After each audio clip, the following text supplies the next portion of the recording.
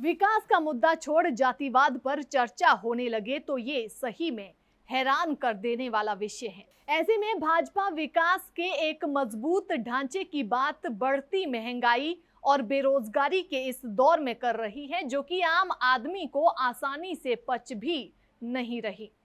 विकास का मॉडल और digital India की बात के बीच अगर भाजपा के राष्ट्रीय उपाध्यक्ष हिमाचल में अपनी चुनावी फीडबैक में जातीय समीकरण ढूंढ रहे हैं तो कहा जा सकता है कि मामला गड़बड़ है।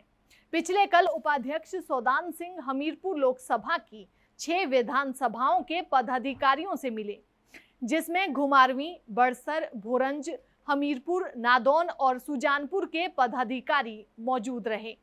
मंडल से करीब 15 लोग इस बैठक का हिस्सा बने। हिमाचल में भाजपा की सरकार फिर से सत्ता में आए, इस विषय पर चर्चा हुई।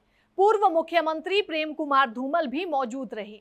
हैरानी की बात यह रही कि हर मंडल की बैठक में शिकायतों की लंबी सूची सरकार के खिलाफ थी। प्रदेश सरकार में धूमल की हार के बाद ये समय पदाधिकारी का कैसे बीता, ये चर्चा भी हुई और सभी ने अपनी राजनीतिक व्यथा से सौदान सिंह को अवगत करवाया। अब सौदान सिंह की बैठक का महत्व क्या है, ये भी आप समझिए। सौदान सिंह प्रदेश की सारी फीडबैक संगठन महामंत्री बीएल संतोष को देते हैं, जहां से ये फाइनल होकर प्रधानमंत्री कार्यालय पहुंचती है। ऐसे में ये बैठक धूमल की उपस्थिति में हुई, जहां पदाधिकारी अपनी भड़ास निकालने से नहीं चूके। लेकिन सबसे बड़ी चर्चा जो इस बैठक से निकल कर आई वो थी जातीय समीकरणों पर चर्चा।